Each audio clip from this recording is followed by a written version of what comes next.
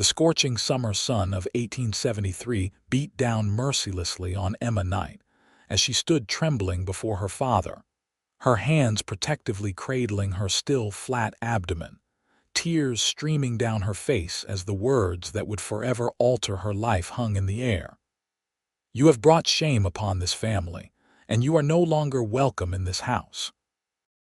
Sacramento, California had been Emma's home for all of her 20 years. The Knight family was well respected. Her father, Richard Knight, owned the largest mercantile store in town, and her mother, Martha, was a pillar of the local church community. Their brick house on the eastern edge of town stood as a testament to their prosperity and respectability. It was a respectability that, according to her father, Emma had now irreparably damaged. "Please, father," Emma pleaded, her voice barely above a whisper. "I have nowhere to go." Richard Knight's face remained impassive, his eyes cold as he looked at his only daughter. "You should have thought of that before you dishonored us. The father of your condition has already left town, I hear. Perhaps you should have chosen more wisely." Emma's mother stood in the corner of the parlor, dabbing at her eyes with a handkerchief, but offering no word in her daughter's defense. "You have until sundown to gather your belongings," her father continued. "I'll not have the neighbors witness your disgrace any longer than necessary." The words struck Emma like physical blows. She had known her parents would be disappointed, devastated, but she had never imagined they would cast her out. Thomas Sullivan had promised to marry her when she told him of the baby, but he had disappeared the very next day, leaving her alone to face the consequences of their actions. Upstairs in her bedroom, Emma moved mechanically, packing what little she could carry into a single carpet bag. Her hands shook as she folded a few dresses, undergarments, and the locket her grandmother had given her on her 16th birthday. She had no money of her own. Her father had always controlled the family finances with an iron grip. Where would she go? What would she do? As the afternoon shadows lengthened across her bedroom floor, Emma heard a soft knock at her door. Her mother entered, her eyes red-rimmed from crying. "Emma, I've brought you this," Martha said, pressing a small cloth pouch into her daughter's hand. Inside was a collection of coins, not much, but enough to perhaps secure lodging for a week or two. "I wish I could do more, but your father, he would never forgive you if you helped me," Emma finished for her. The weight of her mother's unspoken choice hung heavy between them. Martha Knight embraced her daughter briefly, then pulled away. "There's a stagecoach heading east in an hour. Perhaps you can find work in one of the mining towns." An hour later, Emma stood alone at the stagecoach depot, her carpet bag at her feet, watching as the driver secured luggage to the top of the coach. The few people milling about the station avoided her gaze. News traveled fast in Sacramento, and already she had become a pariah. The shame burned in her chest, competing with the fear of what lay ahead. The journey east was uncomfortable and tense. Emma sat wedged between a large woman who smelled of mothballs and a dour-faced preacher who seemed to sense her situation, and spent the journey reciting Bible verses about sin and redemption. After 2 days of dusty travel, the stagecoach arrived at Silver Creek, a small mining settlement nestled in the foothills of the Sierra Nevada mountains. Silver Creek was nothing like Sacramento, where her hometown had been growing into a proper city with paved streets and brick buildings. Silver Creek was little more than a collection of wooden structures strung along a muddy main street. The mines in the surrounding hills had brought a rush of fortune seekers, and the town had sprouted up to service their needs: saloons, boarding houses, supply stores, and other establishments of varying respectability. Emma stepped down from the coach, wincing as her feet touched the ground after so many hours of travel. Her back ached, and nausea a constant companion since she'd realized her condition swirled in her stomach. She stood in the street, watching as the other passengers collected their belongings and dispersed, uncertain of where to go next. "You looking for somewhere to stay, miss?" The voice belonged to a round-faced woman with gray-streaked hair pulled back in a severe bun. She stood on the porch of a two-story clapboard building with a sign that read Silver Creek Boarding House. "Yes, I need a room," Emma replied, approaching the woman. "And work if you know of any." The woman's eyes narrowed slightly as she assessed Emma. "Room's 50 cents a night, includes breakfast. As for work." Her gaze lingered on Emma's midsection, and Emma felt her cheeks flush with shame. Even here, where no one knew her, her disgrace seemed written on her body. "I'm Mrs. Hollister," the woman continued after a moment. "I run this boarding house and could use help with the cleaning and cooking. It won't pay much, but you'd have a roof over your head." Emma felt a surge of relief. "Thank you, Mrs. Hollister. I'd be very grateful for the opportunity." "What's your name, girl?" "Emma Knight, madam, Mrs." Hollister nodded. "Come along then, Emma Knight. Let's get you settled." The room was small but clean, a narrow bed, a washstand, and a chair wedged beneath a window that overlooked the dusty street below. Emma sat on the edge of the bed, finally alone, and allowed herself to cry for the first time since leaving Sacramento. Her hands moved to her stomach, to the tiny life growing inside her. "What will become of us?" she whispered into the gathering darkness. Life at the boarding house settled into a grueling routine. Emma rose before dawn each day to help prepare breakfast for the miners and traveling salesmen who occupied the other rooms. Then came hours of cleaning, sweeping floors, changing linens, scrubbing stubborn stains from the communal areas. Mrs. Hollister worked her hard, but she was fair, and she asked no questions about Emma's past or her condition. As weeks passed, Emma's body began to change more noticeably. She let out the seams of her dresses as best she could, but there was no hiding the truth. She caught the whispers, the sidelong glances from the boarders, but she kept her chin up and her eyes forward. She had no choice but to endure. One evening in late October, as Emma was clearing dinner dishes from the long table in the dining room, she overheard two miners discussing a recent robbery at the Silver Creek Bank. "They say it was the Harmon gang," one miner said, shoveling stew into his mouth.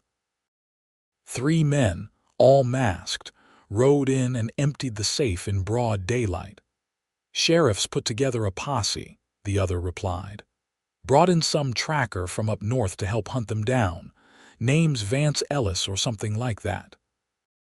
Emma paid little attention to the conversation until 3 days later, when she encountered the tracker himself. She was returning from the general store, a basket of supplies for the boarding house balanced on her hip, when she collided with a tall man rounding the corner. "Pardon me, miss," he said, his hand steadying her shoulders as she regained her balance.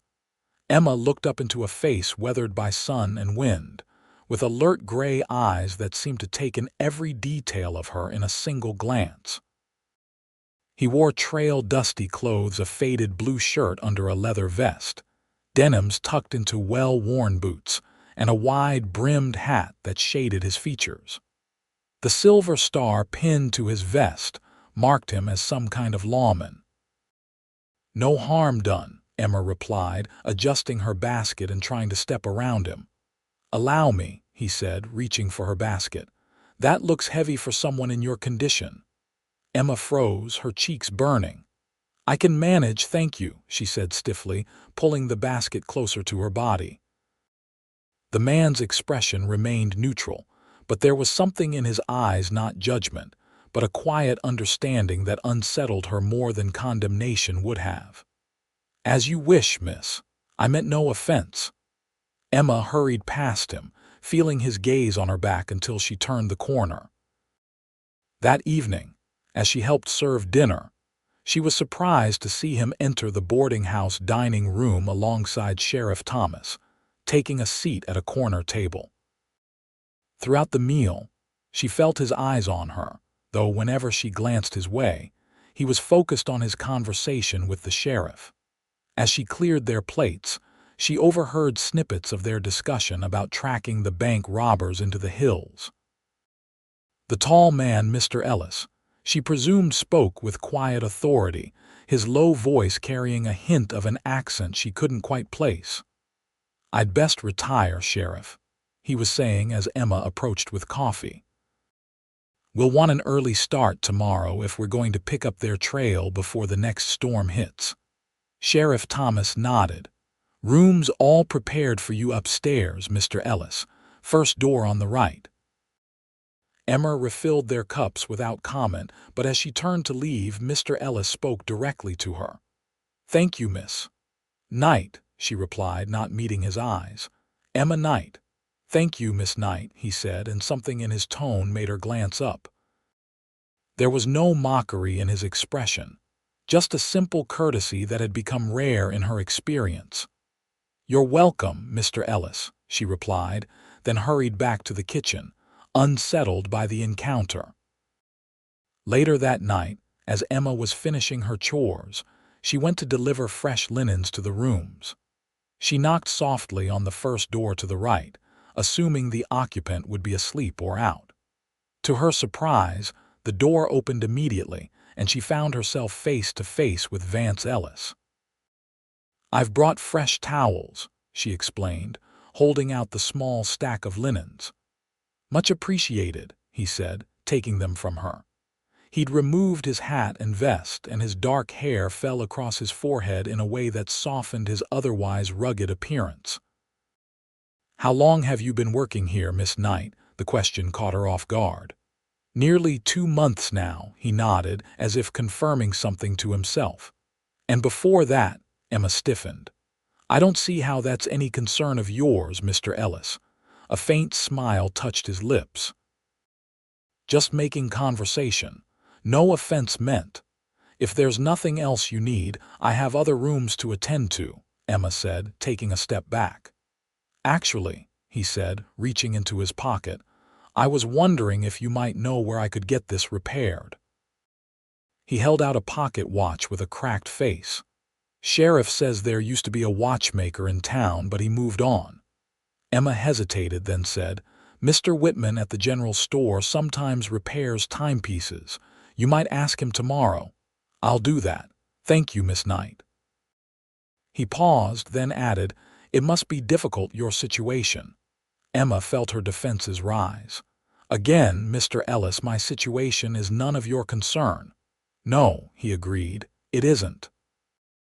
But there was something in his tone, not pity, but perhaps compassion, that made her uncomfortable in a way she couldn't quite define. "Good night, Mr. Ellis," she said firmly, and turned to continue her rounds. "Good night, Miss Knight," he replied, and she felt his eyes on her back until she rounded the corner of the hallway. The next morning, Emma was surprised to find Vance Ellis alone at the breakfast table before dawn, nursing a cup of coffee as she entered to begin preparing the meal. Most of the boarders didn't rise until the smell of bacon and biscuits filled the air. "You're up early, Mr. Ellis," she commented, trying to maintain a professional distance as she stoked the fire in the stove. "Old habits," he replied. "Mind if I help myself to more coffee?" Emma nodded, keeping her attention on her work as she heard him move to the pot on the stove. She was acutely aware of his presence, of the way he seemed to fill the small kitchen with his quiet intensity. "The sheriff and I will be heading out after the Harmon gang today," he said conversationally. "Might be gone a few days." "I wish you luck then," Emma replied, not sure why he was telling her this. "Town seems safer than most in these parts," he continued. "Still, it's good to be cautious." Emma looked up at him then, puzzled by his words. "Are you warning me about something, Mr. Ellis?" He considered her for a moment, then set his cup down on the counter. "Just making an observation, Miss Knight. A woman in your position." Well, the world isn't always kind. I'm well aware of that, Emma said, unable to keep the bitterness from her voice. I've had ample demonstration. Vance studied her face and Emma forced herself not to look away from his searching gaze. Yes, he said finally. I imagine you have. Before she could respond, the kitchen door swung open, and Mrs. Hollister bustled in, already giving instructions about the morning's meal. Vance Ellis nodded to both women and retreated to the dining room, leaving Emma unsettled by the exchange. Over the next few days, Emma found herself thinking about Vance Ellis more often than she cared to admit. There was something about him that was different from the other men she'd encountered, a steadiness, a sense of purpose that wasn't driven by the gold fever that consumed so many in Silver Creek. She told herself it was merely curiosity about a stranger in their small community, nothing more. 5 days after he'd left with the sheriff's posse, Emma was sweeping the front porch of the boarding house when she heard the sound of horses approaching. Looking up, she saw a group of riders coming down the main street, dust billowing around them. Sheriff Thomas was in the lead, and behind him rode several men she recognized from town. In their midst were 3 rough-looking men with their hands bound, their horses being led by the posse. The Harmon gang, she presumed. Her eyes searched the group for Vance Ellis, and she felt an unexpected surge of relief when she spotted him riding at the rear of the procession. As they passed the boarding house, his gaze found hers, and he tipped his hat in acknowledgement. Emma nodded in return, then quickly went back to her sweeping, confused by the flutter in her chest at the simple gesture. That evening, the boarding house dining room was filled with excited chatter about the capture of the Harmon gang. The posse members who were staying at the boarding house regaled the other diners with tales of the chase and eventual confrontation in the hills. Ellis here tracked them right to their hideout, one miner was saying as Emma served plates of stew. Never seen anything like it. Man can raid sign like an Indian. Vance Ellis sat quietly at his corner table, seeming uncomfortable with the attention. When Emma placed his meal before him, he thanked her with the same simple courtesy he'd shown before, as if nothing had changed. Will you be staying in Silver Creek now that the robbers are caught, Mr. Ellis? She found herself asking before she could think better of it. He looked up at her, surprise briefly crossing his features. For a time, he answered. Sheriffs asked me to help with some other matters. Emma nodded and moved on to the next table, but throughout the evening she was aware of his presence, of the occasional glance he sent her way when he thought she wasn't looking. It was unsettling, this awareness of him, and she told herself sternly that she was being foolish. A man like Vance Ellis would have no interest in a fallen woman carrying another man's child. The following days brought a shift in Emma's routine. Mrs. Hollister, noticing her increasing fatigue as her pregnancy advanced, assigned her to less physically demanding tasks. Instead of scrubbing floors and changing linens, Emma found herself working more in the kitchen and mending linens in the small sitting room off the main parlor. It was there, one rainy afternoon in early November, that Vance Ellis found her. Emma was darning a hole in one of the tablecloths when he appeared in the doorway, his tall frame nearly filling it. "Miss Knight," he said, "I hope I'm not disturbing you." Emma set aside her work. "Not at all, Mr. Ellis. Is there something you need?" He stepped into the room, holding out a shirt with a torn sleeve. "I was wondering if you might be able to mend this for me. I'd pay you, of course." Emma took the shirt, examining the tear. "This won't take long to fix, and there's no need for payment. Mending for boarders is part of my duties." "Thank you," he said, but instead of leaving he lingered, seemingly studying the small room with its worn furnishings. "May I?" he asked, gesturing to a chair opposite hers. Emma hesitated, then nodded. It wasn't proper for them to be alone together, but with the door open to the main parlor and the sound of rain providing a constant backdrop, she felt it would be rude to refuse. Vance sat, removing his hat and placing it on his knee. Up close, Emma could see that his eyes weren't simply gray as she'd first thought, but had flecks of blue in them, like the sky reflected in river water. "How are you feeling?" he asked, his tone genuinely concerned. The question caught her off guard. Most people in town pretended not to notice her condition, as if ignoring it would make it disappear. "I'm well enough," she answered cautiously. "And the child?" Emma's hand stilled on his shirt. "The child is well, as far as I can tell," Vance nodded, seeming satisfied with her answer. "Good. That's good." They sat in silence for a moment, the only sounds the steady patter of rain against the windows and the distant clatter of dishes from the kitchen. Emma resumed her mending, aware of Vance's gaze on her hands as she worked. "I hope you don't think me forward, Miss Knight," he said finally, "but I've noticed you have no family here in Silver Creek." Emma kept her eyes on her stitching. "That's correct. May I ask where they are?" She looked up then, meeting his gaze directly. "They're in Sacramento, Mr. Ellis. And they have made it abundantly clear that they no longer consider me part of their family." She expected to see judgment in his eyes, or worse, pity, but instead found only a steady understanding. "Shame on them," he said quietly. "Not on you." Emma felt tears prick at the corners of her eyes and blinked them back furiously. "You know nothing about me or my situation, Mr. Ellis." "I know enough," he replied. "I know that it takes two people to create a child, yet it's almost always the woman who bears the burden of shame. I know that families who claim to value love and loyalty often demonstrate neither when faced with difficult circumstances." His words struck at something deep within Emma, something raw and painful that she'd been trying to bury since the day her father cast her out. "The father of my child promised to marry me," she found herself saying. "Then he disappeared the moment I told him about the baby." Vance's expression hardened.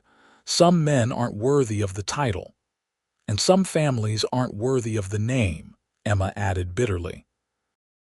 "No," Vance agreed. "They're not." He paused, then continued in a softer tone.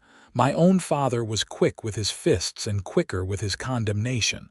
Left my mother with 4 children to raise alone when I was 10 years old." Emma looked up, surprised by this personal revelation. "I'm sorry." He shrugged.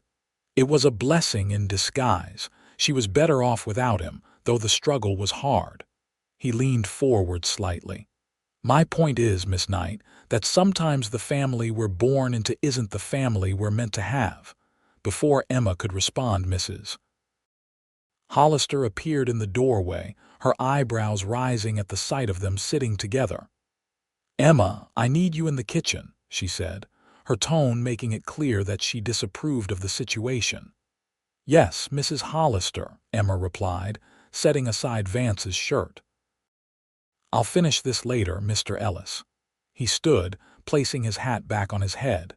"No rush, Miss Knight, and thank you for the conversation." As Emma followed Mrs. Hollister to the kitchen, she heard the older woman mutter, "You do well to remember your position here, girl. Getting friendly with the boarders won't end well for someone in your situation." "It was just a conversation, Mrs. Hollister," Emma replied, cheeks burning. "Nothing improper." "See that it stays that way," the woman warned. "I took a chance on you, but my establishment has a reputation to maintain." The rebuke stung, reminding Emma yet again of her precarious position. She had nowhere else to go, no one to turn to if Mrs. Hollister decided she was too much of a liability. The conversation with Vance Ellis had momentarily made her feel like a person worthy of respect, not just a fallen woman to be pitied or scorned. Now, reality crashed back down around her, and she fought back tears as she began preparing vegetables for the evening meal. Over the next week, Emma made a point of avoiding direct interaction with Vance Ellis beyond what was necessary for her duties. She left his mended shirt with Mrs. Hollister to return to him, and made sure she was always occupied with tasks elsewhere when he was in the common areas of the boarding house. It was safer this way, she told herself, both for her position at the boarding house and for her own heart, which had begun to respond to his kindness in ways that frightened her. But Silver Creek was a small town, and avoidance proved difficult. One blustery afternoon, as Emma was returning from delivering a meal to an elderly boarder who was too ill to come downstairs, she encountered Vance on the narrow back staircase. "Miss Knight," he said, stepping aside to let her pass. "I've been hoping to speak with you." Emma kept her eyes on the stairs. "I'm quite busy, Mr. Ellis. It will only take a moment," he persisted. "I wanted to apologize if I overstepped during our last conversation. It wasn't my intention to make you uncomfortable." Emma paused, finally looking up at him. "You didn't overstep, Mr. Ellis. It's just, Mrs. Hollister has made it clear that I should maintain a professional distance from the boarders." Understanding dawned in his eyes. "Ah, she thinks I might have dishonorable intentions." "Something like that," Emma admitted. Vance smiled slightly. "Well, I can't say I blame her for being protective. You're in a vulnerable position." "I don't need protection, Mr. Ellis," Emma said, lifting her chin. "I need employment and a roof over my head." "Of course," he agreed, "but perhaps you might also benefit from a friend." The offer caught Emma by surprise. A friend? The concept seemed almost foreign after months of isolation and judgment. "I'm not sure friendship between us would be appropriate." "Because of your condition?" he asked directly. "Because of how it would appear," Emma corrected. "People talk, Mr. Ellis, and talk can cost someone like me everything." Vance considered this, then nodded slowly. "I understand, but my offer stands should you change your mind." Emma continued down the stairs, her mind whirling with conflicting emotions. It had been so long since anyone had offered her simple kindness without judgment or expectation. Yet she couldn't afford to trust it, couldn't risk the security she'd managed to build, tenuous though it was. Winter descended upon Silver Creek with a vengeance in late November. Snow blanketed the town, and bitter winds howled down from the mountains, bringing with them a silence as business slowed and people huddled indoors. The boarding house remained full, however, as miners and travelers found themselves stranded by the weather. Emma's pregnancy was now impossible to hide, her belly swollen prominently beneath her loosened dresses. She was in her 7th month by her calculation, and fatigue was her constant companion. Her back ached from the weight of the child, and her ankles swelled painfully by day's end.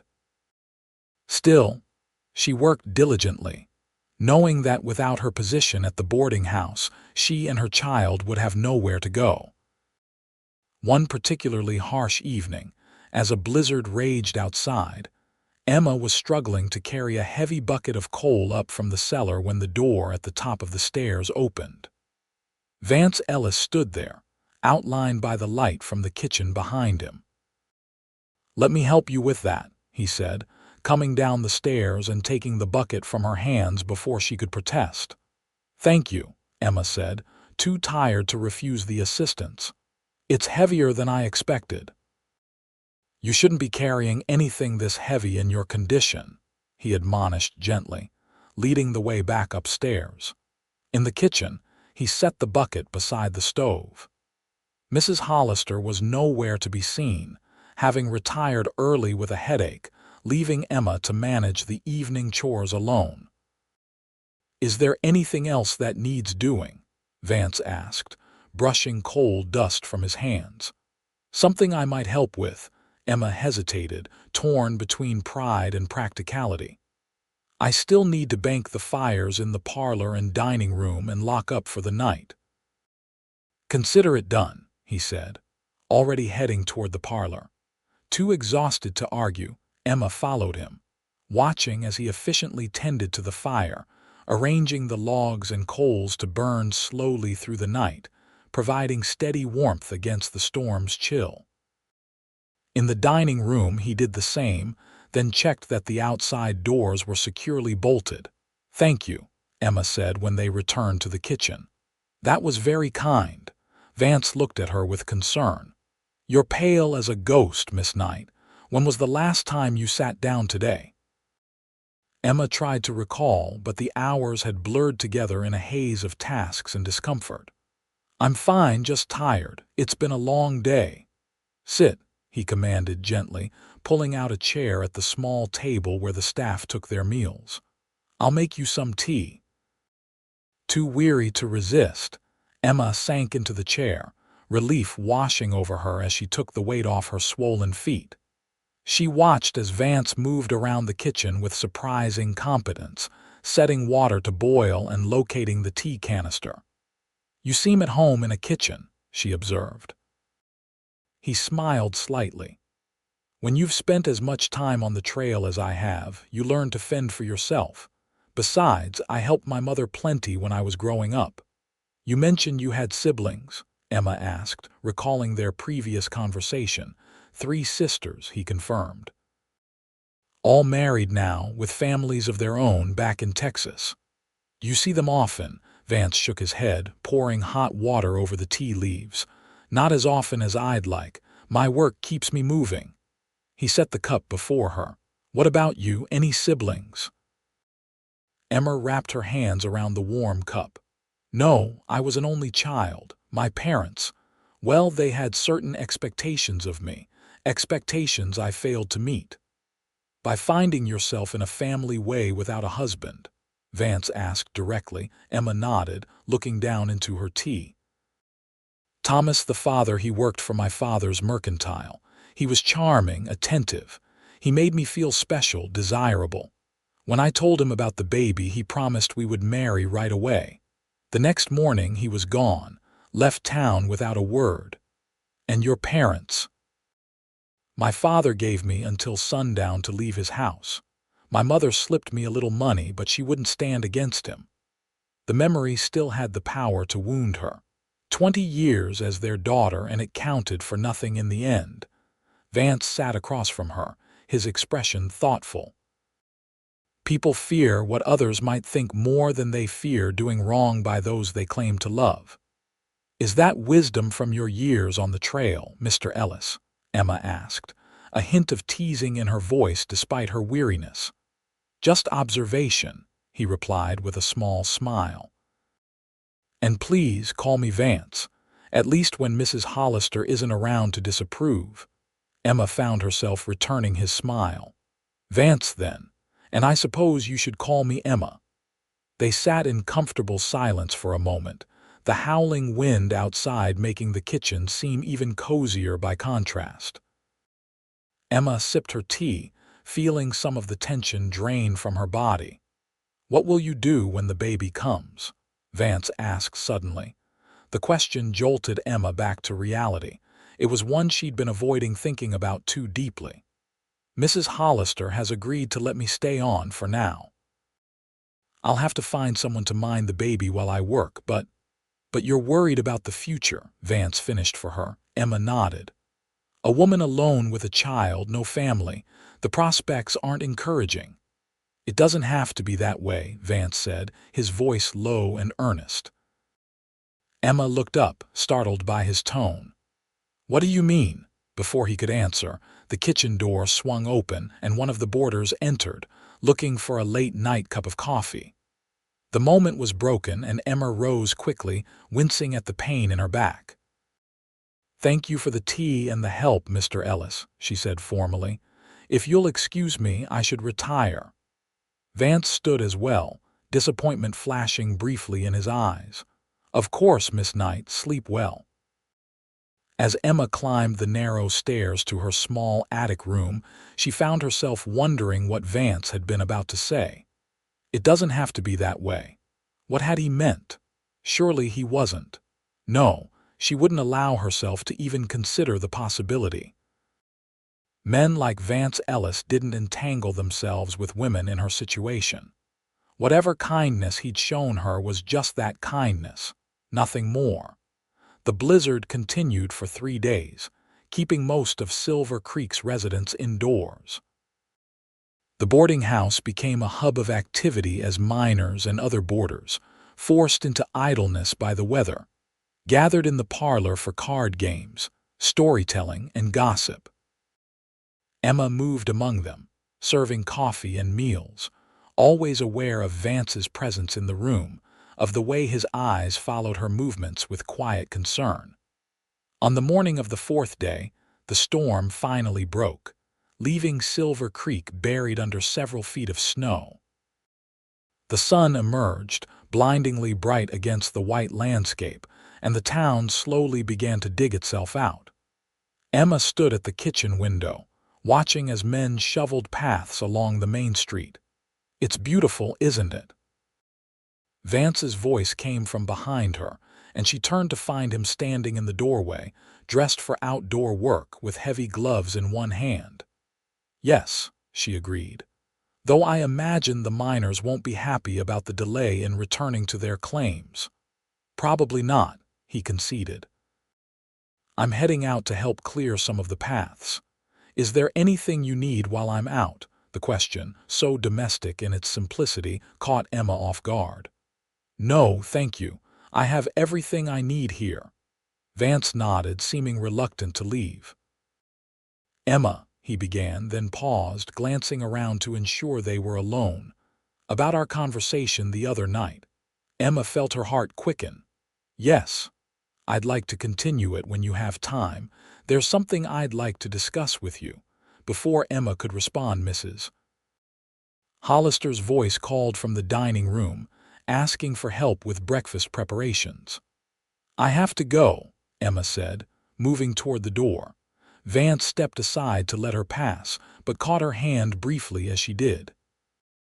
"Later then," he said, his eyes meeting hers with an intensity that left her breathless. "Later," she agreed, then hurried to answer Mrs. Hollister's summons, her mind whirling with possibilities she dared not name. The day passed in a flurry of activity, as the boarding house returned to its normal routines after the storm. Emma caught glimpses of Vance throughout the day, shoveling snow from the walkways, helping to repair a section of the porch roof that had been damaged by the weight of the snow, and assisting an elderly boarder whose arthritis was aggravated by the cold. It was late afternoon when Mrs. Hollister approached Emma as she folded clean linens in the small room off the parlor. "Emma, I need to speak with you," the older woman said, her expression unusually serious. "Of course, Mrs. Hollister," Emma replied, setting aside the sheet she was folding. "Is something wrong, Mrs.?" Hollister closed the door behind her, then turned to face Emma. "I've noticed Mr. Ellis paying particular attention to you these past weeks." Emma felt heat rise in her cheeks. "He's been kind, that's all." "Kind?" Mrs. Hollister raised an eyebrow. "Girl, that man looks at you like a starving man eyes a feast, and I've seen you watching him too." "Mrs. Hollister, I assure you," the older woman held up a hand to silence her. "I'm not here to scold you, Emma. I may run a respectable house, but I'm not blind to the ways of the heart." She sighed, her stern expression softening slightly. "What are his intentions?" The question took Emma aback. "His intentions? I don't know that he has any." "Don't play naive with me, child. A man doesn't look at a woman the way he looks at you without intentions of some kind. And considering your condition," Mrs. Hollister gestured to Emma's swollen belly. "He's merely being kind," Emma insisted, though her heart raced at the implication of the older woman's words. Mrs. Hollister studied her for a long moment. "Mr. Ellis spoke to me this morning," she said finally. "Asked about your situation here, and whether I intended to keep you on after the baby arrives." Emma felt a chill of fear. "What did you tell him?" I told him the truth, that you're a good worker, but that a crying baby doesn't mix well with a boarding house full of minors who need their sleep. That I hadn't decided yet what arrangements might be made. The confirmation of her precarious situation sent a wave of anxiety through Emma. She'd known, of course, that her position was uncertain, but hearing it stated so plainly brought the reality home with stark clarity. "I see," she said quietly. "Thank you for being honest with me." Mrs. Hollister's expression softened further. "Emma, I don't wish to see you on the street with a newborn, but I have a business to run and difficult decisions sometimes must be made." She paused, then added, "Unless, of course, your circumstances were to change." "Change," Emma repeated, puzzled.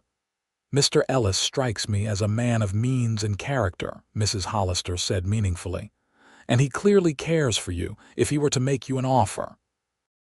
Understanding dawned on Emma. "You think he might propose marriage to me?" The idea seemed so far-fetched that she almost laughed. "Is it so impossible to imagine?" Mrs. Hollister asked. "You're young, pretty despite your condition, and from what I gather, well-raised before your misfortune." Emma shook her head in disbelief. "He hardly knows me, and I'm carrying another man's child. What man would willingly take on such a burden?" "A man who sees beyond what others might consider a burden," Mrs. Hollister replied. "Just consider your options carefully, Emma. Opportunities for women in your situation are rare." With that, the older woman left, leaving Emma alone with her thoughts. Marriage to Vance Ellis. The very idea was both terrifying and strangely compelling. He was kind, capable, and she couldn't deny the attraction she felt toward him. But to imagine that he might want her, with all the complications her life entailed. It seemed like a fantasy born of desperation rather than reality. As evening fell, Emma found herself watching the door of the dining room, anticipation mingling with anxiety as she waited for Vance to appear for dinner. When he finally entered, their eyes met across the room, and something in his expression made her heart skip a beat. He gave her a small nod as if confirming a decision, then took his usual seat at the corner table. Throughout the meal, Emma was acutely aware of his presence, of the weight of his gaze whenever it fell upon her. Mrs. Hollister's words echoed in her mind, making her wonder if there was truth to the older woman's observations. Did Vance Ellis truly have intentions toward her? And if so, what kind of intentions could a man like him have for a fallen woman carrying another man's child? After dinner, as the boarders dispersed to the parlor or to their rooms, Emma began clearing the tables. She was placing dishes in the washing basin when she heard footsteps behind her. "Emma," Vance's voice was soft, tentative. "Might I have a word?" She turned to face him, her heart pounding. "Of course." "Not here," he said, glancing toward the dining room where a few stragglers still lingered.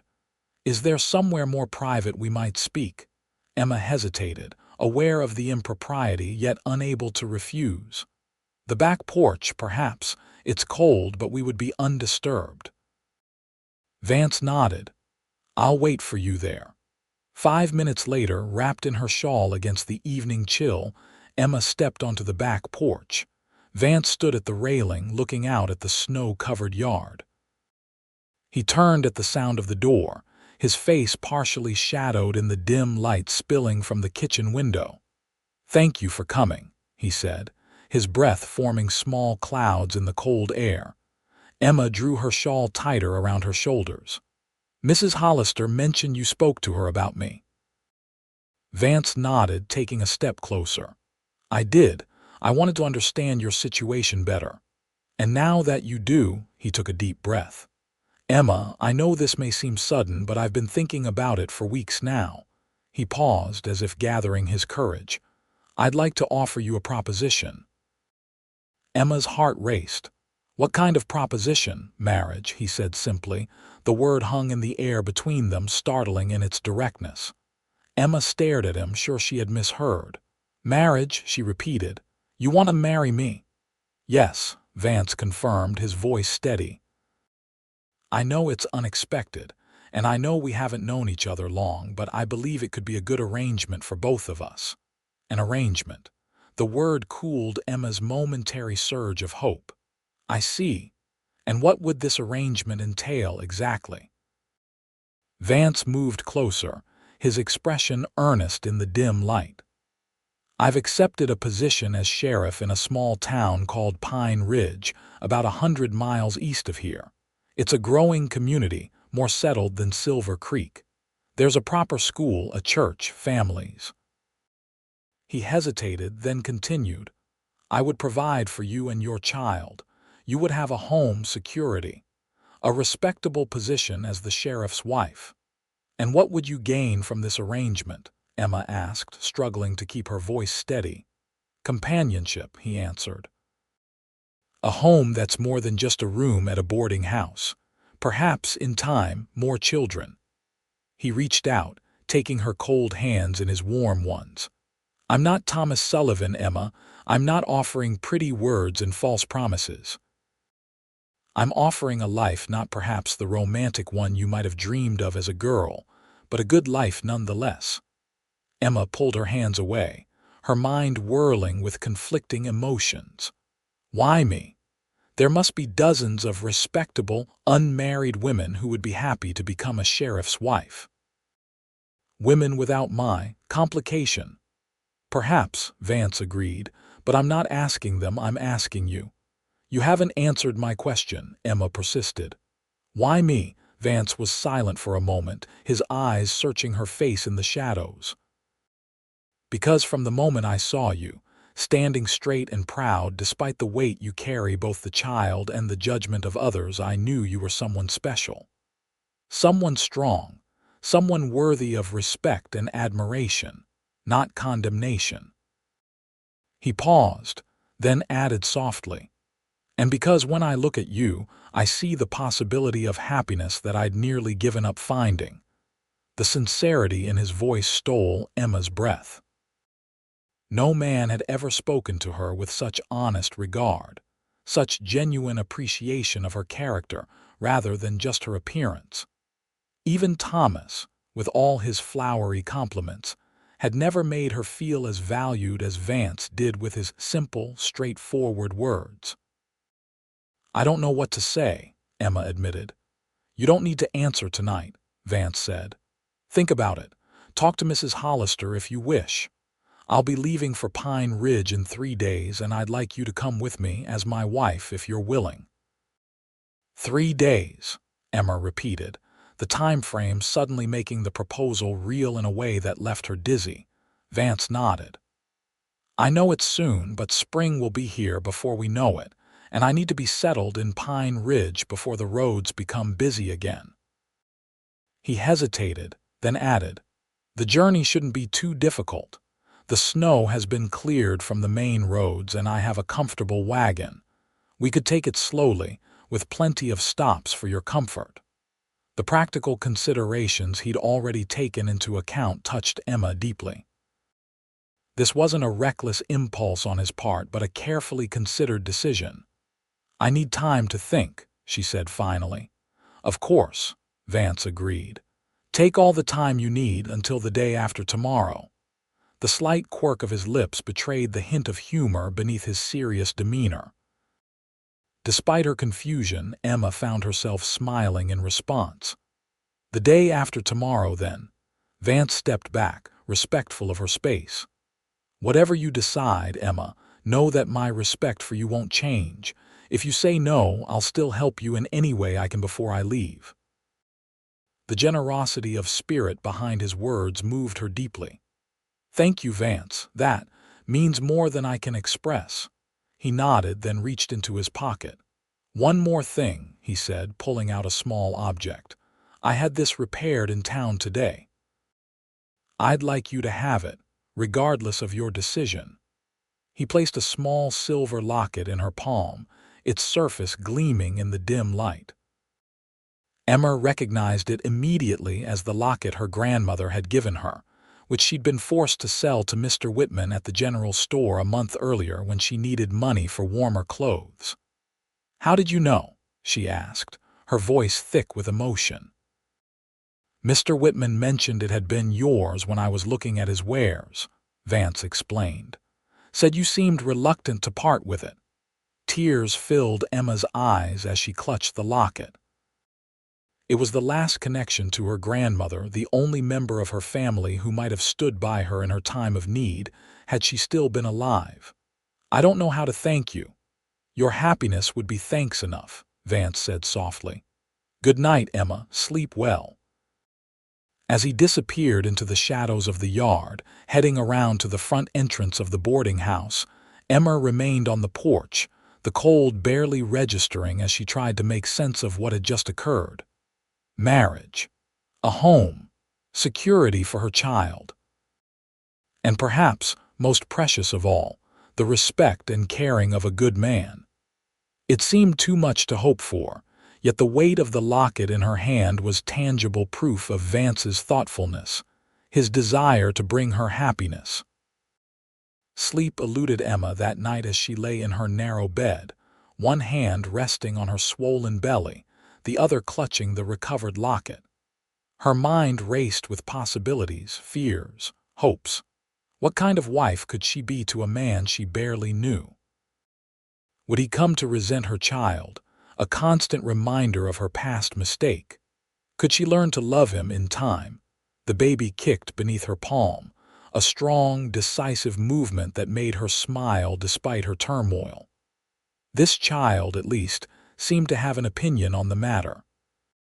"What do you think, little one?" she whispered into the darkness. "Shall we take a chance on Sheriff Ellis?" The following day passed in a blur of activity and reflection. Emma went about her duties mechanically, her mind elsewhere as she considered Vance's proposal from every angle. She caught glimpses of him throughout the day conferring with the local telegraph operator on the porch, helping to load supplies into his wagon, discussing something with Sheriff Thomas in the parlor. Each time their eyes met, he gave her a small nod of acknowledgement but made no attempt to pressure her or rush her decision. In the afternoon, Mrs. Hollister cornered Emma in the linen closet. "Well," the older woman demanded, "has Mr. Ellis spoken to you?" Emma nodded, folding a sheet with meticulous care. "He has. And don't keep me in suspense, girl. He's asked me to marry him," Emma admitted, "to go with him to Pine Ridge as his wife." Mrs. Hollister's face broke into a rare smile. "I knew it. The way that man watches you, it couldn't have been anything else."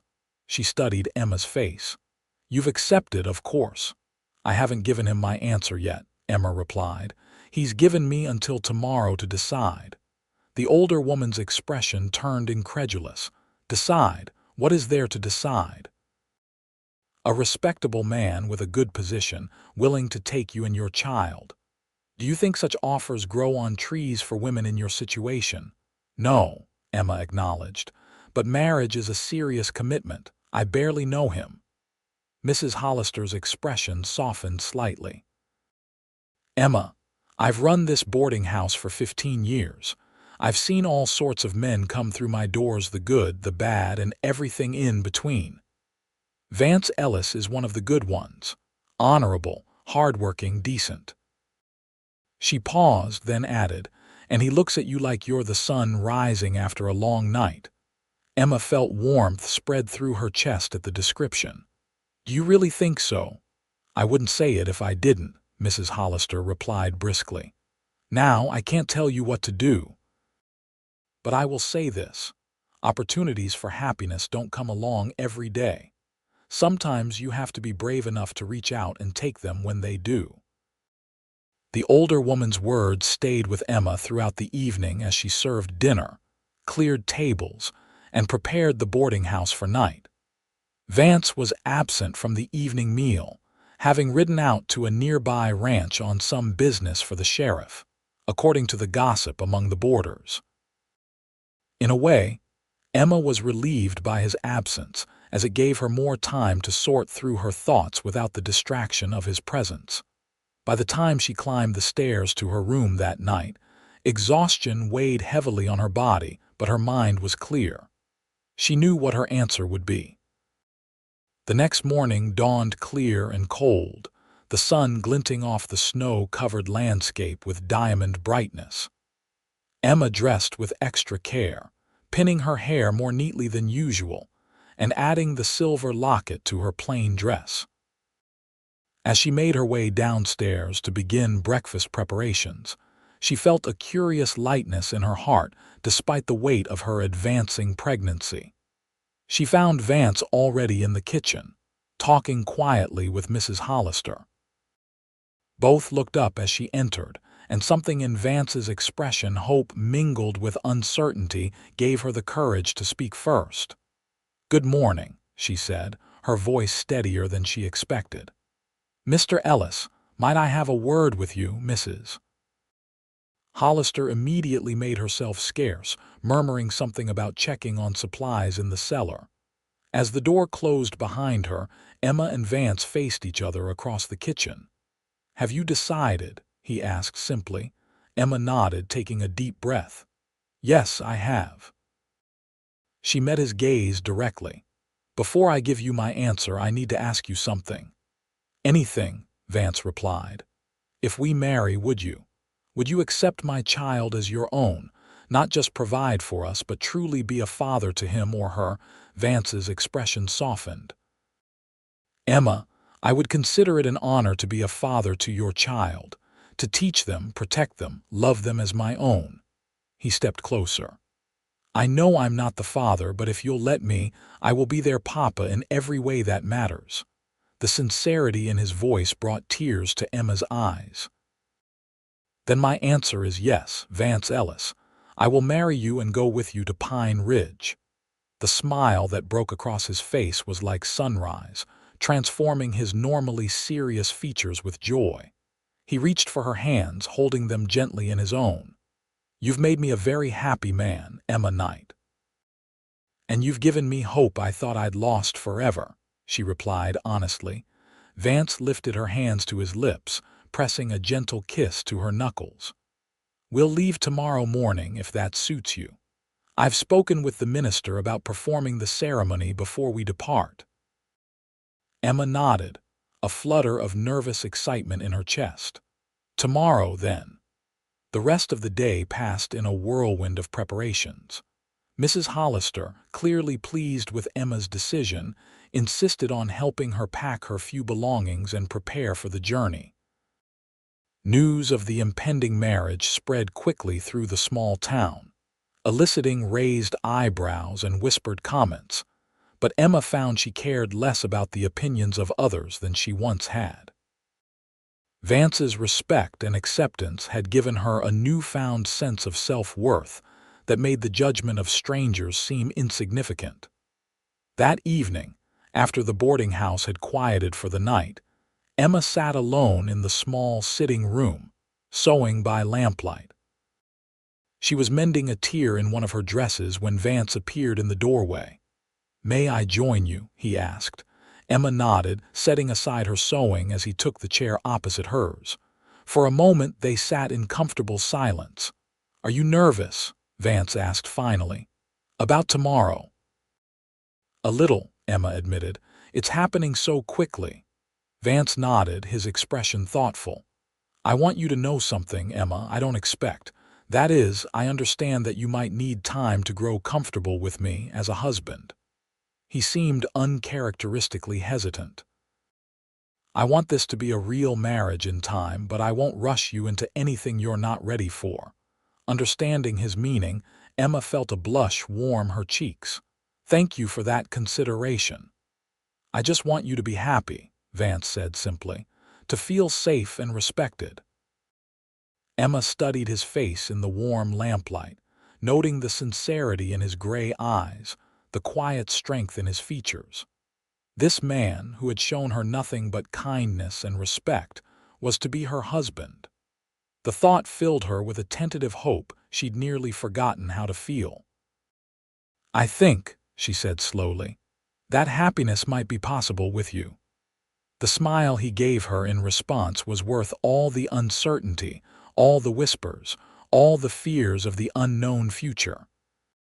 The following morning dawned clear and crisp, the rising sun casting long blue shadows across the snow-covered landscape. Emma stood before the small mirror in her room, adjusting the collar of her best dress, a dark blue wool that strained slightly across her swollen belly, but was the finest garment she owned. Mrs. Hollister had insisted on lending her a cream-colored shawl with delicate embroidery for the occasion, and the silver locket Vance had recovered for her hung at her throat. A knock at her door announced Mrs. Hollister, who entered with uncharacteristic emotion visible on her usually stern face. "You look lovely, my dear," the older woman said, reaching out to adjust a stray strand of Emma's hair. "Are you ready? The minister is waiting downstairs." Emma took a deep breath, one hand instinctively moving to her abdomen where the baby shifted restlessly. "Yes," she said, "I'm ready." The ceremony was simple and brief, conducted in the boarding house parlor with Mrs. Hollister, Sheriff Thomas, and a few of the longer-term boarders as witnesses. Vance stood tall and steady at Emma's side, his voice clear and confident as he spoke his vows. Emma's own voice trembled slightly, but gained strength as the brief service progressed. When the minister pronounced them man and wife, and Vance leaned down to place a gentle kiss on her lips, there first Emma felt a flutter of something that might have been happiness, or perhaps hope, unfurling in her chest like a flower reaching for the sun.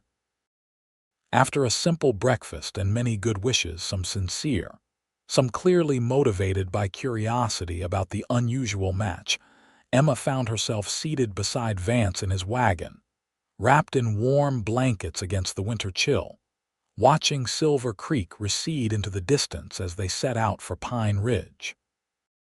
"Are you comfortable?" Vance asked, glancing at her with concern. "We can stop whenever you need to rest." "I'm fine," Emma assured him, though the reality of what she'd done was beginning to sink in. She had married a man she barely knew, was traveling to a town she'd never seen, to begin a life she could scarcely imagine. The enormity of it should have terrified her, yet somehow, seated beside Vance, watching his capable hands handle the reins, she felt a curious sense of peace. The journey to Pine Ridge took 3 days, with stops at small way stations and one night at a modest hotel in a town called Elk Valley. Vance was unfailingly considerate, ensuring Emma was comfortable, well-fed and rested. They talked during the long hours on the trail about his years as a Texas Ranger, before becoming a tracker and lawman in the territories, about her childhood in Sacramento, about books they had read and places they had seen. They carefully avoided certain subjects: Thomas Sullivan, her parents' rejection, the circumstances of her pregnancy, focusing instead on building a foundation of understanding between them. At night, true to his word, Vance made no demands upon her. In the hotel, he arranged for adjoining rooms, and at the way stations, he gave her privacy behind improvised screens. It was a courtesy Emma appreciated deeply, though she found herself increasingly curious about this man who was now her husband, increasingly aware of him as more than just her protector and provider. On the afternoon of the 3rd day, the wagon crested a small rise, and Pine Ridge came into view in the valley below. It was larger than Emma had expected, perhaps twice the size of Silver Creek, with a main street lined with substantial wooden buildings, a white church steeple rising above the tree line, and neat houses spreading outward from the town center. "What do you think?" Vance asked, bringing the wagon to a halt so she could take in the view. "It's lovely," Emma said honestly. "More established than I expected." Vance nodded. "The railroad comes through about 10 miles south. It's brought steady growth to the area. There's a sawmill, several shops, a small school." He pointed to a two-story building on the main street. "That's the sheriff's office and jail, and there." He indicated a neat white house set slightly apart from the others at the edge of town. "That's the sheriff's residence, our home, our home." The words sent a thrill of both excitement and anxiety through Emma. A home of her own after months of uncertainty and fear. A place where she and her child would be safe, respected. A new beginning. As they drove down into the town, Emma became aware of curious glances from people on the street. A few called greetings to Vance, who responded with friendly nods and waves. Word of his arrival and presumably of his new wife had clearly preceded them. They pulled up in front of the White House, and Vance came around to help Emma down from the wagon.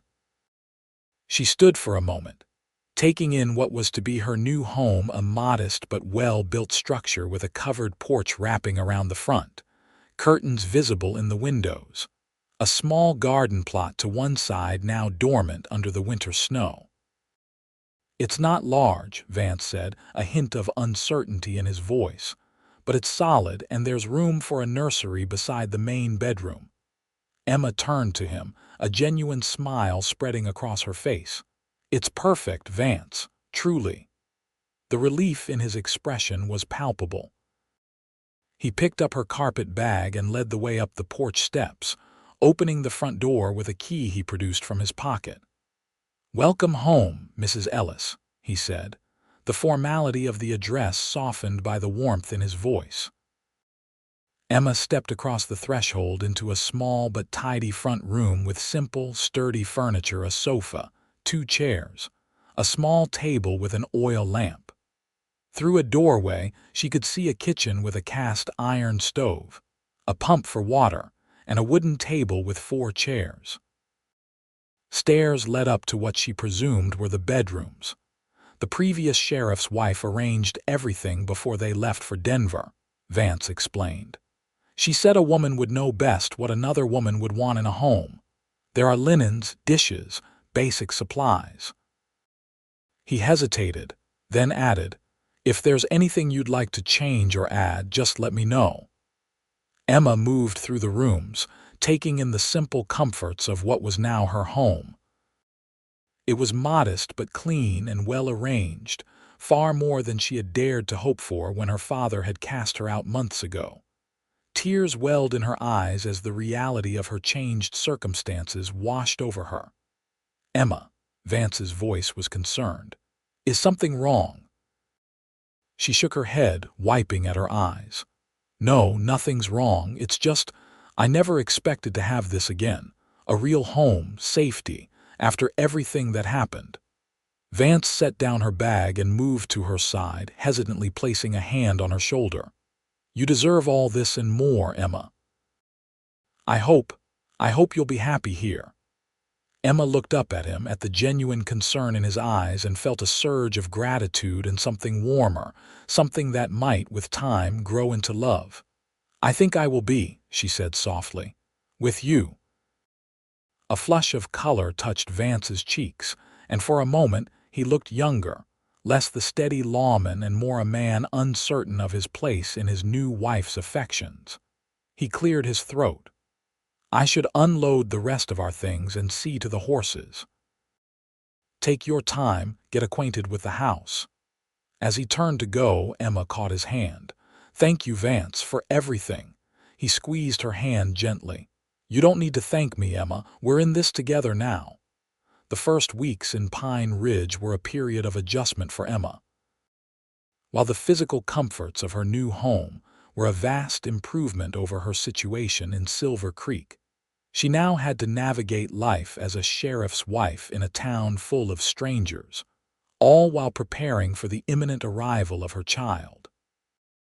The curious looks and whispered comments followed her wherever she went: the mercantile, the church, the small lending library that operated out of the schoolhouse on Saturdays.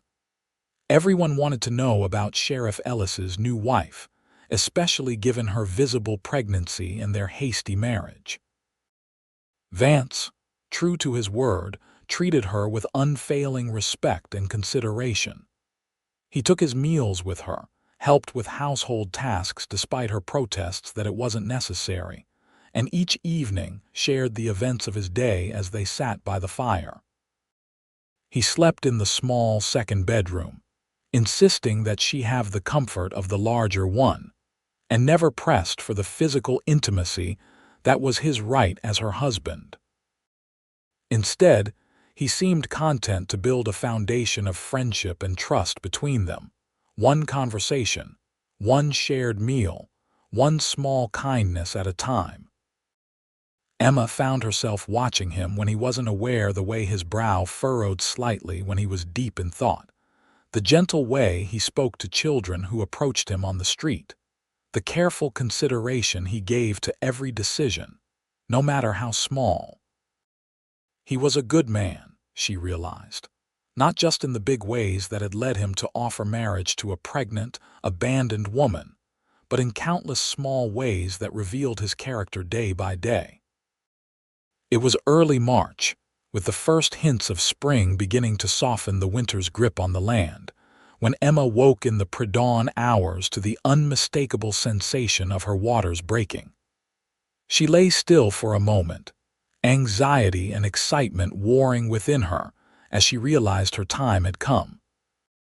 Then, pushing herself up from the bed with some difficulty, she made her way to the second bedroom and knocked softly on the door.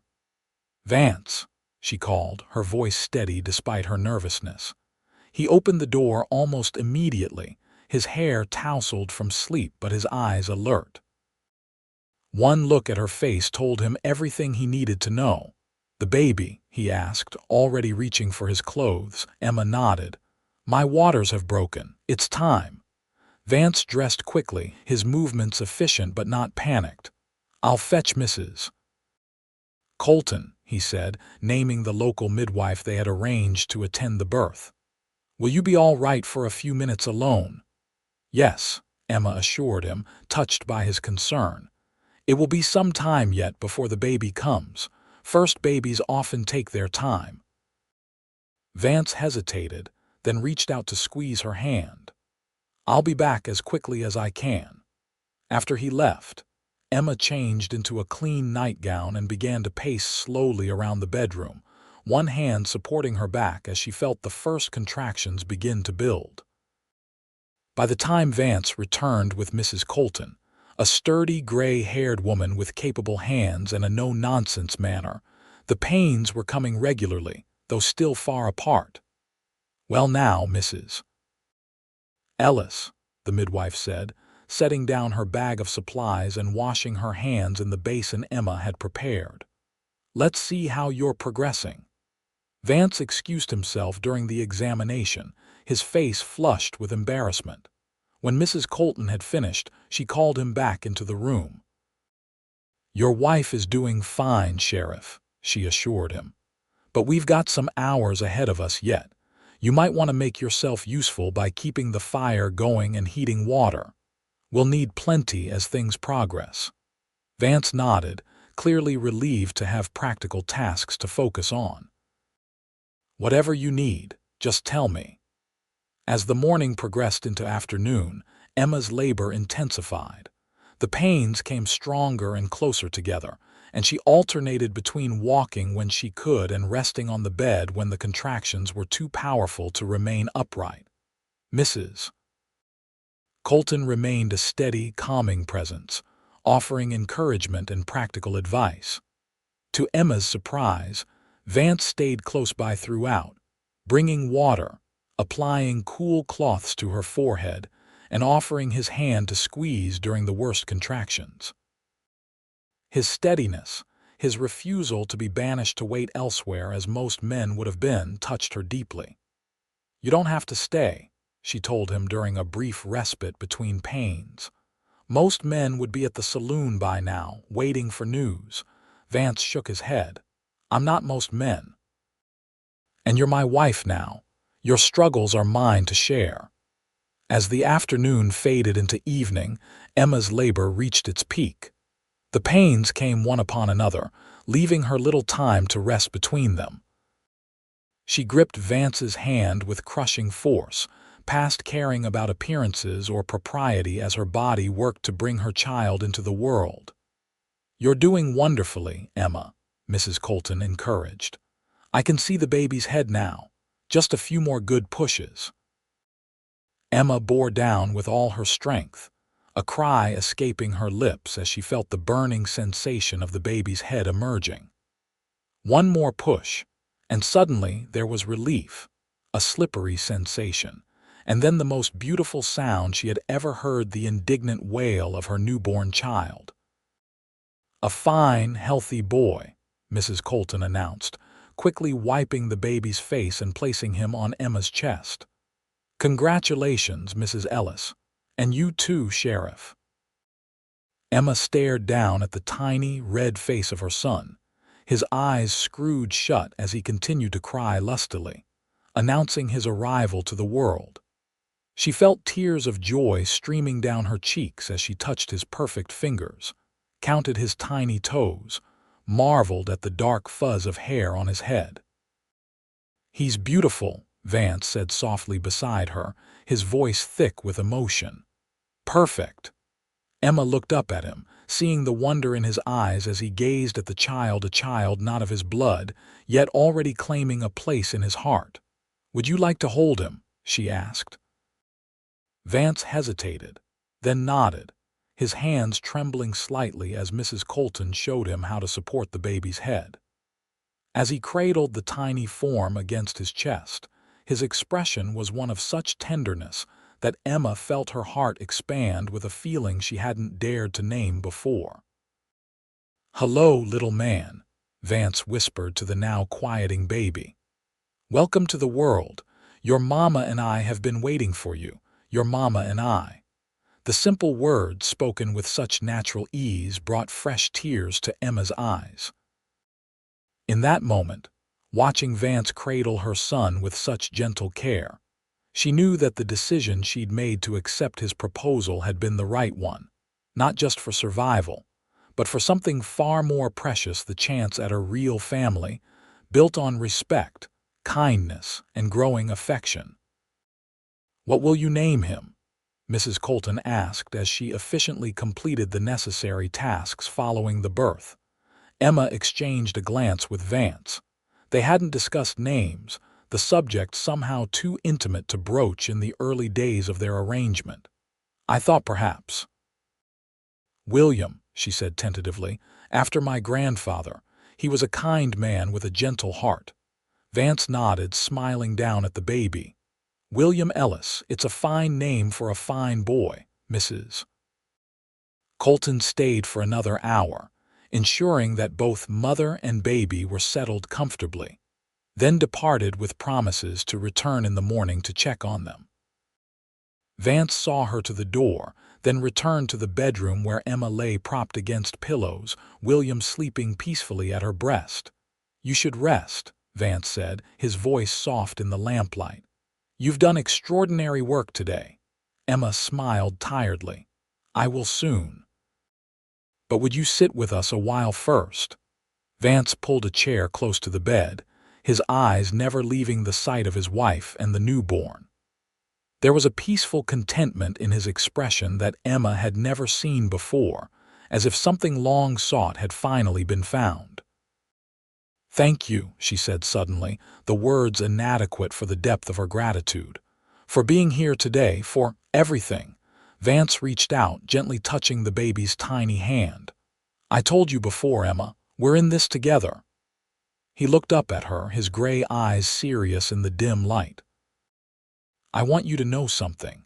I may not be William's father by blood, but from this day forward, I am his father in every way that matters. I will love him, protect him, raise him as my own son. That's my promise to you both." Emma felt tears well in her eyes again. "I believe you," she whispered. "And I'm beginning to think that perhaps I made the right choice that day in Silver Creek when I said yes to your proposal." A smile touched Vance's lips. "I hope you'll become even more certain of that as time goes on." As spring bloomed across the valley, bringing with it new growth and renewal, Life in the Ellis household settled into a rhythm centered around the needs of the new baby. William was a good-natured infant, with a hearty appetite and a propensity for sleeping soundly through most of the night, much to his parents' relief. Emma spent her days caring for him, managing the household, and gradually beginning to form connections within the community of Pine Ridge. Vance proved to be a devoted father, spending time with William whenever his duties as sheriff allowed. In the evenings, he would hold the baby against his shoulder, pacing the floor of their small parlor as he told stories of his days as a Texas Ranger, of the vast open spaces of his homeland, of the adventures he'd had before settling into the more orderly life of a town sheriff. Emma would watch them from her seat by the fire, her heart full at the sight of the strong, capable man so gentle with her tiny son. As the weeks passed, Emma became increasingly aware of Vance as a man, not just as a protector and provider. She noticed the breadth of his shoulders when he carried water from the well, the grace of his movements as he mounted his horse, the warmth of his smile when he returned home to find her and William waiting. They still maintained separate bedrooms, Vance never pressuring her for more than the comfortable companionship they had established.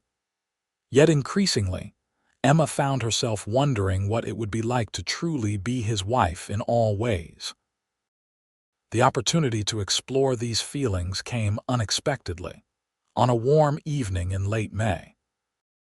William, now nearly 3 months old, had been put to bed in the small cradle in Emma's room, and she and Vance sat on the front porch, enjoying the mild air and the chirping of crickets in the gathering dusk. "Mrs. Hargrove asked about you today," Vance mentioned, referring to the wife of the town's banker.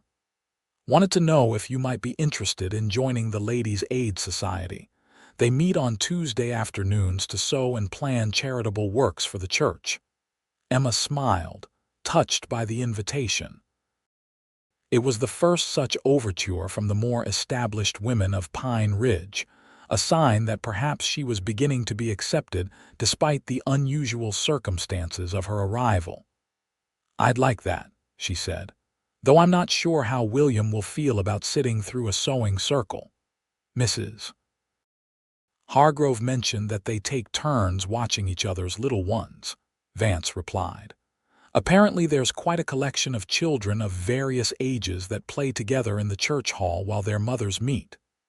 "That sounds lovely," Emma said, genuine pleasure warming her voice.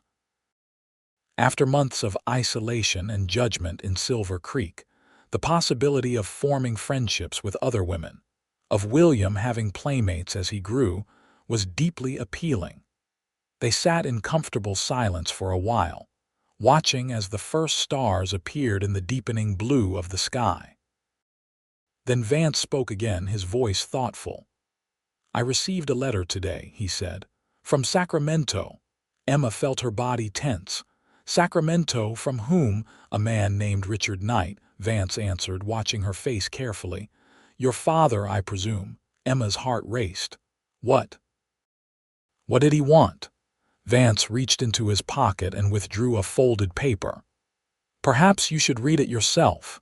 With trembling hands, Emma took the letter. In the fading light, she recognized her father's precise handwriting immediately. "Sheriff Ellis, I am writing to inquire about the well-being of my daughter, Emma Knight, whom I have reason to believe is now residing in Pine Ridge as your wife. Information has recently come to my attention that the young man who dishonored her, Thomas Sullivan, has been apprehended in San Francisco for similar unscrupulous behavior with another young woman. Upon questioning, he admitted to his abandonment of Emma and the child he fathered. These revelations have caused my wife and me great distress and regret regarding our treatment of our daughter. While I cannot claim that we would have welcomed her situation with open arms, I now believe our reaction was unnecessarily harsh. If Emma is indeed with you, I would ask that you convey our desire to re-establish communication with her. My wife, in particular, has been most affected by the separation and prays daily for news of Emma and her child. I await your response at your earliest convenience. Respectfully, Richard Knight. Emma stared at the letter long after she had finished reading, emotions warring within her: anger, hurt, a small flicker of vindication, and beneath it all, a lingering ache for the family connection she had lost. Did you reply? She asked finally, her voice barely above a whisper. Vance shook his head. It's not my place to do so without your consent. They're your family, Emma.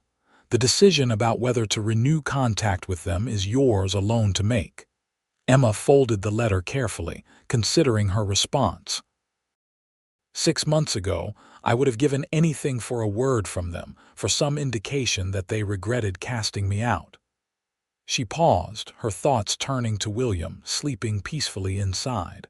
But now, I'm not sure what I want. They rejected me when I needed them most. They treated me as if I were disposable. While I can't condone their actions, Vance said carefully, I can perhaps understand something of their thinking. They believed they were upholding certain standards, protecting their reputation. It doesn't excuse what they did, but it might explain it. Emma looked at him, surprised by his measured response. You're not angry on my behalf, Vance considered the question. I am, in a way. I think they behaved cruelly toward you when you most needed support and love. But I also believe that people can recognize their mistakes and genuinely wish to make amends. He paused, then added softly, and I know that family ties are precious, even when they've been strained to breaking.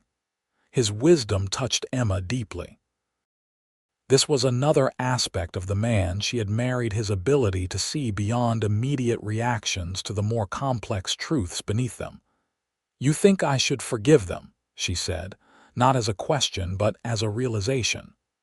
I think you should do whatever brings you peace, Vance replied. If that means responding to their overture, then yes. If it means maintaining your distance until you're ready, or forever if that's what you decide, then that's what you should do. He reached across the space between their chairs, taking her hand in his. Whatever you choose, I'll support you. You're my family now, Emma. You and William. The touch of his hand, warm and steady around hers, sent a current of awareness through Emma that had nothing to do with the matter at hand. In that moment, with the stars emerging above them and the scent of spring blossoms in the air, she was acutely conscious of Vance not just as her protector and the father of her child, but as a man she had come to admire, respect, and yes, desire. Vance, she said, her voice catching slightly, there's something else I want to discuss with you. He turned to her, attentive. Of course, what is it? Emma gathered her courage. We've been married for nearly 4 months now. Yes, he agreed, clearly puzzled by the observation. In all that time we've never.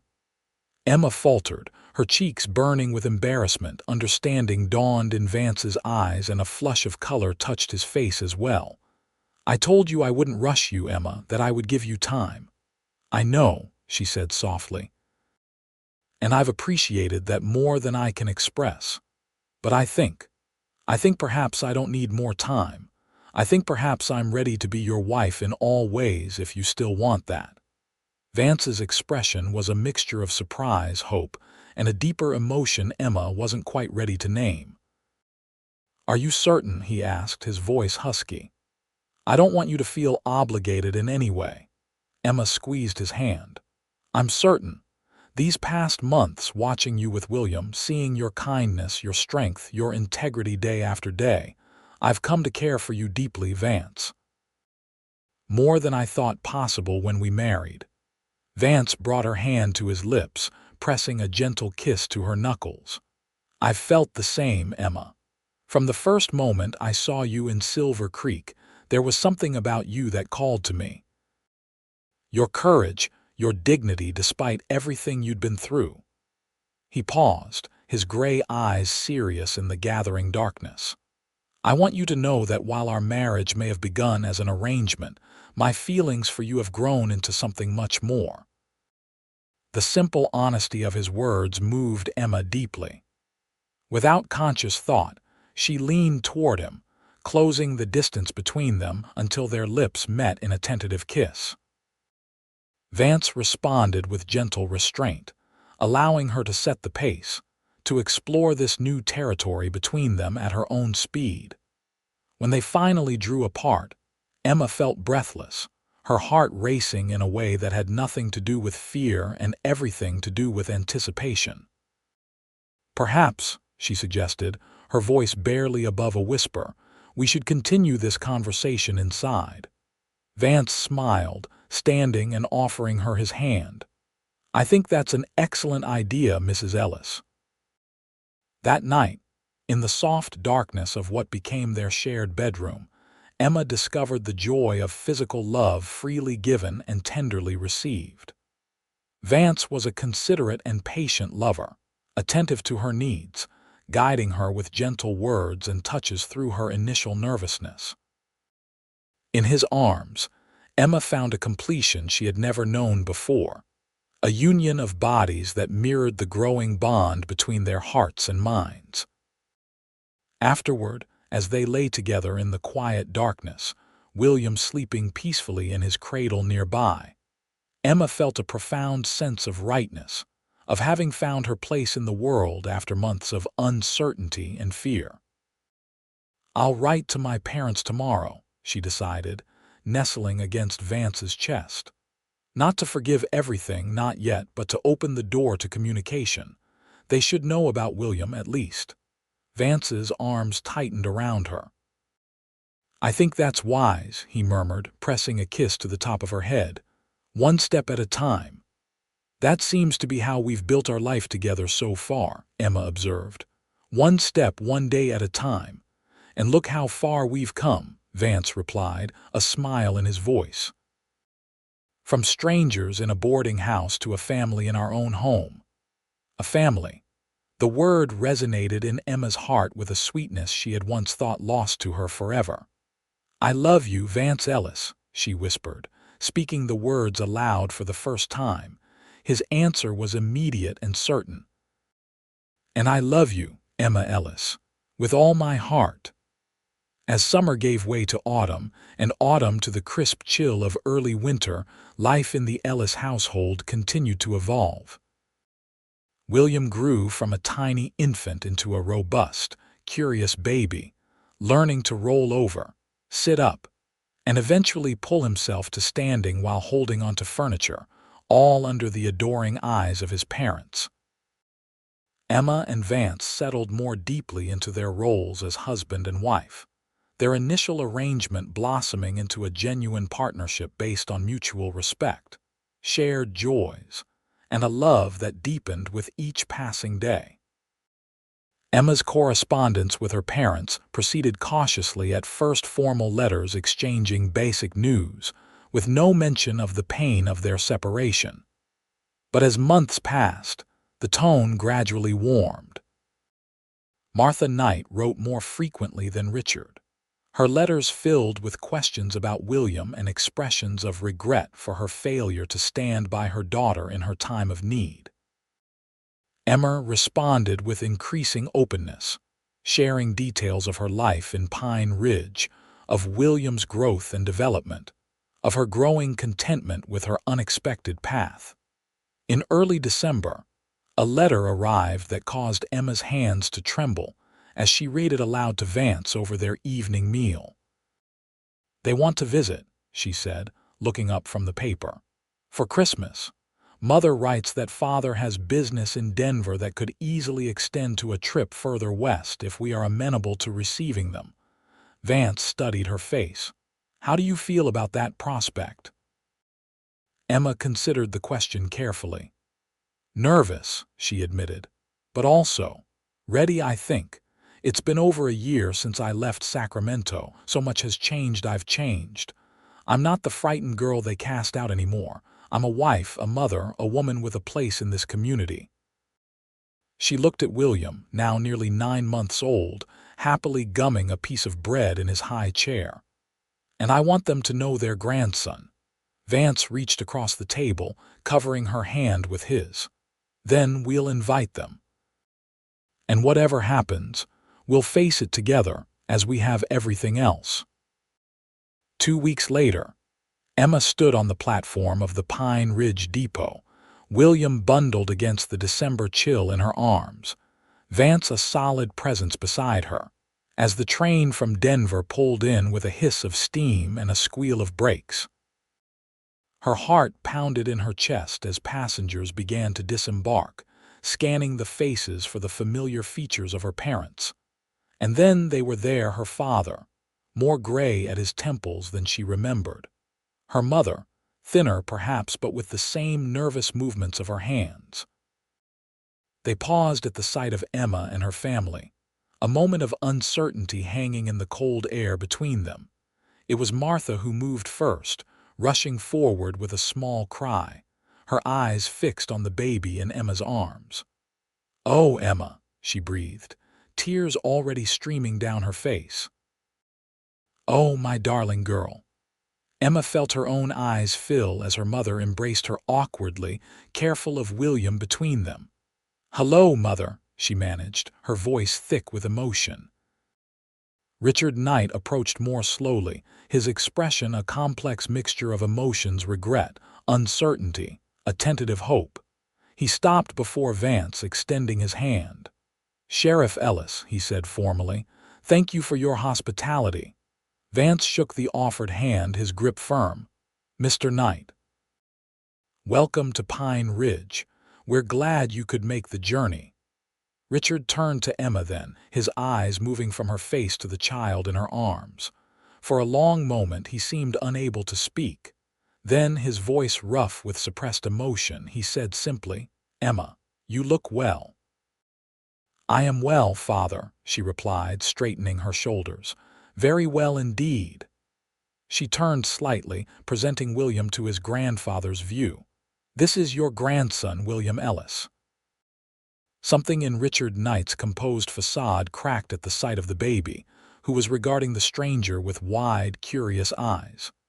May I hold him?" he asked, a rare uncertainty in his tone. Emma hesitated only briefly before carefully transferring William to her father's arms. "Support his back," she instructed. "He's quite active these days." Richard cradled the baby with surprising gentleness, his eyes never leaving William's face. "He has your eyes," he said softly, "the same eyes you had as a baby." He looked up at Emma, and for the first time in her memory she saw tears in her father's eyes. "Emma, that is to say." "Perhaps," Vance suggested diplomatically, "we should continue this conversation at home where it's warmer. Emma has prepared a fine meal, and I'm sure you're tired from your journey." Emma sent him a grateful glance, and the moment of tension eased as the group moved toward the wagon Vance had brought to transport them all to the house. As they drove through town, Emma pointed out various landmarks to her parents: the church where William had been christened, the mercantile where she purchased household supplies, the small park where community gatherings were held in warmer weather. It was, she realized, her way of showing them that she had built a life here, a good life, despite the circumstances that had led her to Pine Ridge. At the house, Martha exclaimed over the cozy neatness of the rooms, the Christmas greenery Emma had arranged in the parlor, the homey touches that made the modest structure a true home. Richard remained quieter, observing the interactions between Emma and Vance with thoughtful eyes, noting the easy way they moved around each other, the small touches, the shared glances that spoke of a deep connection. After the meal, as they sat in the parlor with coffee, William now asleep in his crib upstairs, Richard finally spoke the words that had clearly been weighing on his mind since their arrival. "Emma," he began, setting his cup aside, "I owe you an apology. What your mother and I did what I did, For Martha wanted to help you but feared my anger. It was wrong, unforgivably wrong. Emma felt Vance's hand close over hers, lending her strength. It was wrong, she agreed softly. I needed my family and you cast me out. Richard nodded, his usual authoritative manner subdued. I was thinking of appearances, of what the neighbors would say, of my position in the community. I put those things above my own daughter's welfare. He paused, emotion making his voice rough. It is the greatest regret of my life. And mine, Martha added, wiping at her tears. To think of you alone carrying a child with nowhere to turn. I wasn't alone for long, Emma said, turning to look at Vance with a small smile. I found my way. Yes, Richard acknowledged, his gaze moving between his daughter and her husband. It seems you did. He hesitated, then continued, I want you to know, Emma, that our home is always open to you now, both of you and William, of course, if you ever wish to return to Sacramento. Thank you, Father, Emma said gently, but my home is here now with Vance. Pine Ridge is where we're building our life together, where William will grow up. She squeezed Vance's hand. It's where I found happiness when I thought all hope of it was lost. Her father nodded, acceptance if not full understanding in his expression.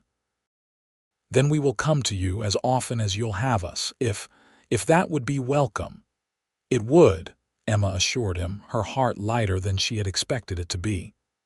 William should know his grandparents, and I've missed you both, despite everything. Martha rose from her chair, moving to embrace her daughter. Oh, Emma, we've missed you too so very much. As the evening progressed, the initial awkwardness gradually gave way to more natural conversation. Richard spoke of changes in Sacramento, of business matters, of old neighbors Emma had known. Martha asked endless questions about William, about Emma's life in Pine Ridge, about the friends she had made in the community. Vance shared stories of his work as sheriff, of the growth of the town, of his hopes for its future. Later, after her parents had retired to the small guest room Vance had added onto the house the previous summer, Emma and Vance prepared for bed, speaking in low voices to avoid disturbing the sleeping household. That went better than I expected, Emma admitted, brushing her hair at the dressing table. Vance, already in bed, watched her with affectionate eyes. Your father is a proud man, but he loves you. That much is clear. Yes, Emma agreed. Though I'm not sure he would have found his way back to me without your intervention, your letters explaining our situation. Perhaps not, Vance replied. But what matters is that the breach is healing now. William will grow up knowing his grandparents, and you have reclaimed a piece of your past without letting it overshadow the future we're building. Emma set down her brush and moved to the bed, sliding in beside her husband. Have I told you today how much I love you, Vance Ellis? She asked, nestling against his side. He smiled, pressing a kiss to her temple. Not since this morning, as a matter of fact. Well, that's far too long, Emma declared, lifting her face to his. I love you, for your strength, your kindness, your wisdom. For giving me a home and a family when I had lost both. Vance's arms tightened around her. And I love you, Emma Ellis, for your courage, your resilience, your generous heart. He paused, his expression growing serious. There's something I've been wanting to tell you, something I've been considering. What is it? Emma asked, curious at his sudden solemnity. I've been offered a position as U.S. Marshal for the territory, Vance explained. It would mean more responsibility, better pay. But also more travel, more time away from home. He studied her face in the lamplight. I wanted to discuss it with you before making any decision. Our life here is good, and if you prefer that I remain as sheriff. Emma considered the prospect. A U.S. Marshal, she mused. That's quite an honor, Vance. You'd be good at it, I have no doubt. But the time away from you and William. He began, would be difficult, Emma acknowledged, but not insurmountable, and we could perhaps hire help for the times when you're gone, especially if the pay is better. She smiled up at him. I want you to be happy, Vance, fulfilled in your work. If this is an opportunity you wish to pursue, I support you completely. The love and gratitude in his eyes warmed her heart. How did I get so fortunate? He wondered aloud. To find a wife who supports my ambitions, who isn't afraid of the challenges they might bring. I believe, Emma said, a teasing lilt to her voice, that it had something to do with a snowstorm, a boarding house, and a very persistent lawman who saw something in a desperate young woman that she couldn't see in herself. Ah, yes, Vance replied, playing along. I recall the story now. And didn't that lawman say something profound and wise, something about shame? Emma's expression softened at the memory. Shame on them, not on you, she quoted softly. The first time anyone had suggested that I wasn't to blame for my circumstances, that the true shame belonged to those who had abandoned me. Vance traced the line of her cheek with gentle fingers. I meant every word, he said. And I've never regretted for a moment the decision to make you my wife. Nor I to accept, Emma replied, leaning up to kiss him.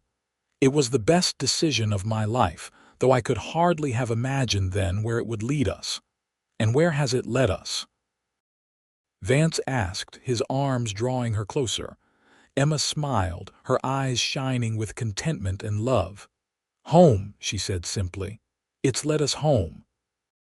As Emma drifted to sleep that night, secure in her husband's embrace, with her son sleeping peacefully in the next room and her parents under their roof after so long a separation, she marveled at the journey that had brought her to this moment.